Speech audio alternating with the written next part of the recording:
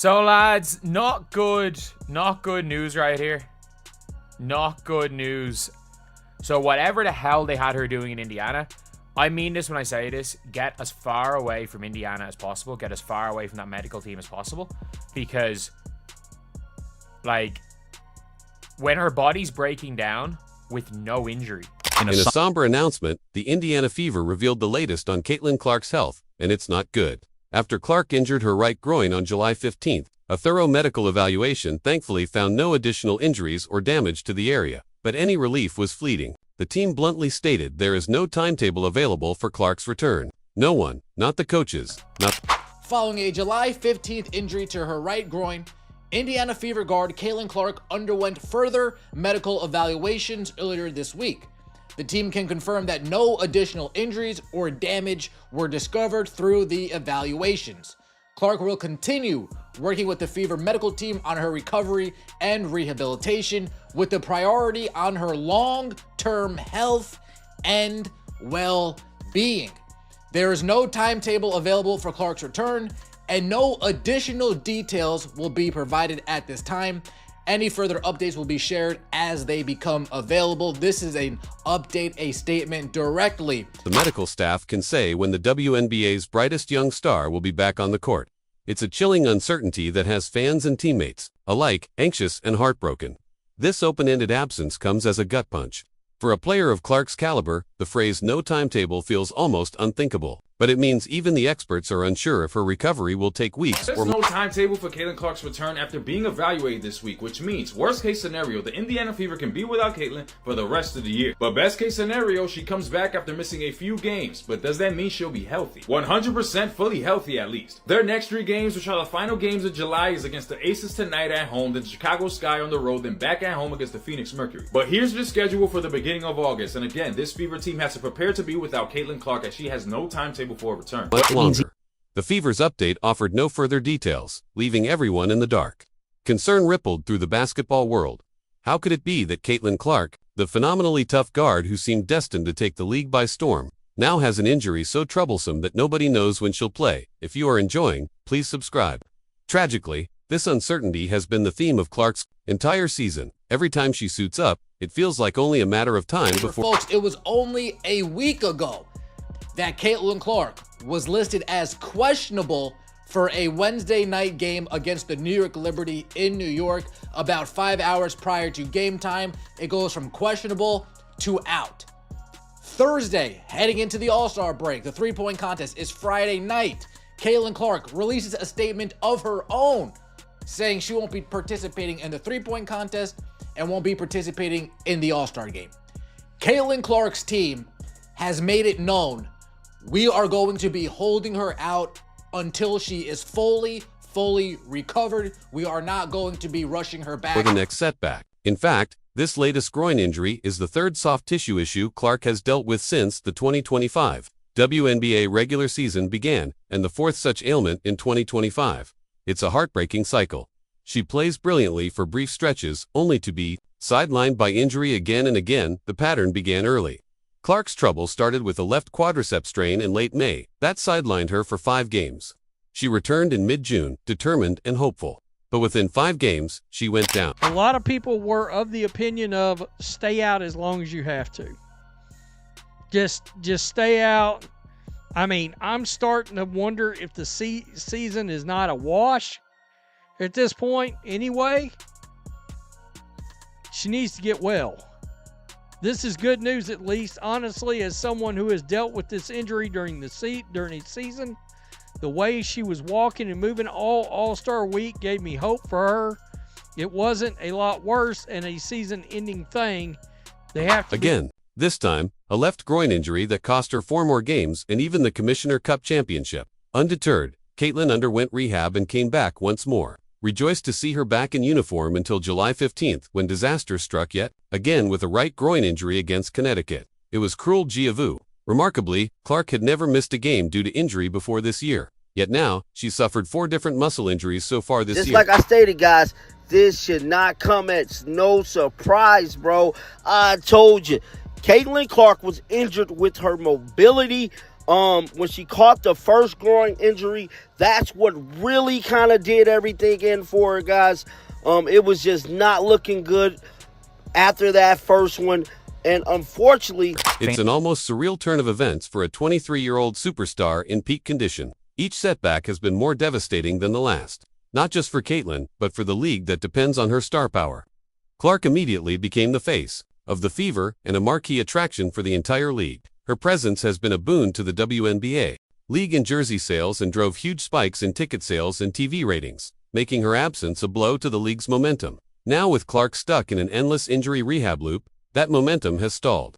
This was supposed to be the season. She took the league by storm, headlining All-Star Weekend, pushing Indiana into contention, delivering jaw-dropping highlights on a nightly basis. Instead, it's been a season of glimpses and what-ifs. And yeah, of course, I want to see her play. Of course, I think they need her to win majority of these games. But at the same time, she needs to rest, right? She needs to rest. We done seen her try to come back prematurely.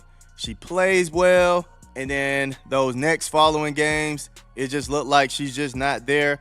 She doesn't look the same. Can barely get those shots off. So, yeah, I think it's best for everybody for her to rest and just get ready for the end game of this season. She was voted an All-Star game starter and captain, only to withdraw because she physically couldn't participate. The All-Star festivities in Indianapolis, which should have been her shining moment on her home stage, went on without their main attraction. And with the Fever hovering around 0-5-0 in the standings, every game Clark misses dims the team's playoff hopes. Indiana is 4-7 without her, compared to 8-5 when she plays. The WNBA is feeling her absence in every way. When Caitlin has managed to take the court this season, it's been clear she's not the fully unleashed player fans remember. How could she be carrying these nagging injuries and the weight of enormous expectations? Even so, game after game, she has visibly fought through the pain. Every jump shot seems a little heavier, every drive a little more labored, each change of direction more cautious. On the road, 5 games on 2 separate occasions, first due to a left quad strain and then because of a left groin injury. However, the Fever announced no timetable for her return. She's missed 11 of 24 games this season. Wow. The team's statement said they will prioritize her long-term health. Clark's absence is a blow to the Fever's playoff hopes. At 12-12, Indiana holds a 1-game lead over the 9th seed Golden State Valkyries. However, the Fever are 4-7. She's a shocking 2 of 35 from long range. These numbers scream that she isn't herself, likely because she's never fully healthy when she plays.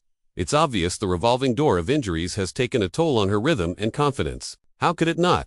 One week she's wearing a bulky wrap on her thigh. The next she's nursing a tender groin. Even Caitlin has acknowledged the challenge fans can see that strain when she plays. Every time she takes a hard fall or comes up limping, the entire arena holds its breath, praying she's okay. She almost always waves off help and pushes through, determined not to let her team down.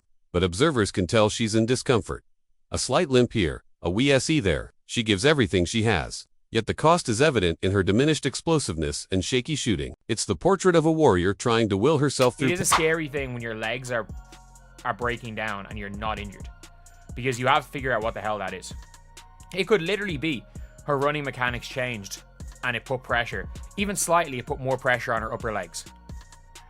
Like all of those things, which very well could be a reason why she's shooting so badly.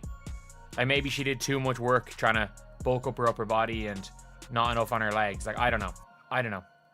She should probably go, I mean this when I say this, go to Iowa and do what she did in the offseason beforehand.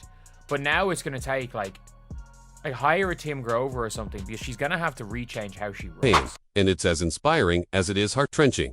Opposing teams haven't made it any easier. With Clark's reputation and skill, she's become target number 1 for every defense. And many opponents have tested her with overly physical play. Some have openly admitted their game plan is to rough her up.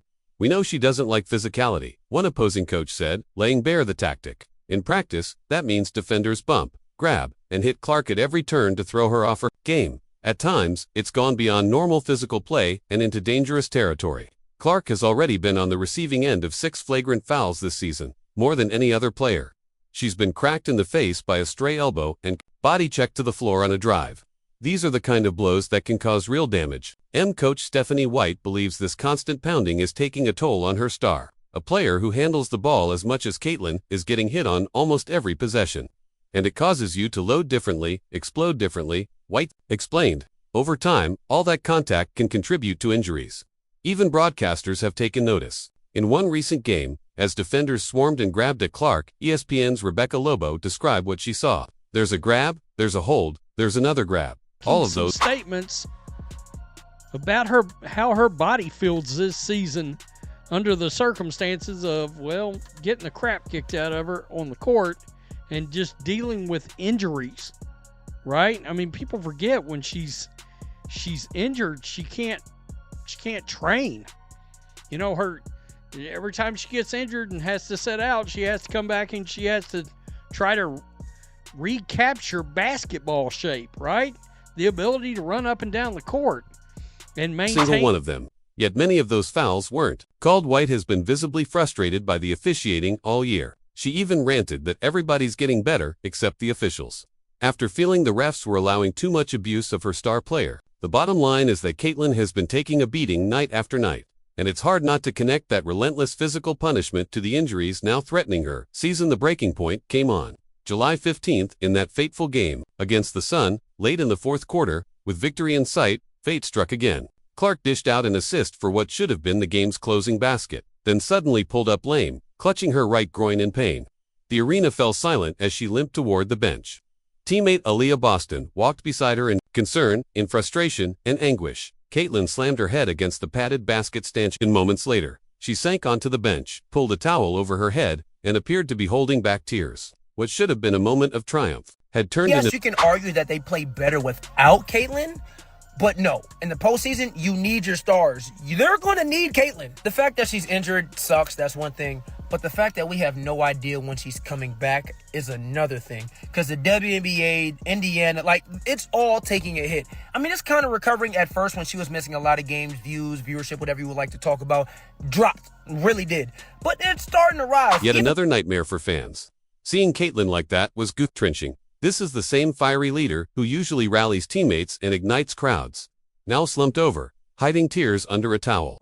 Someone who continues to have setbacks. It's very frustrating, mentally and emotionally tough, Coach White said afterward, describing Clark's despair. Indeed, upset hardly covers it. One can only imagine the frustration and fear Caitlin felt in that moment, knowing the cycle was repeating. Once more, now she's stuck in the one place she hates to be, on the sidelines in street clothes, watching helplessly. Game after game, Clark must sit and watch her team fight on without her.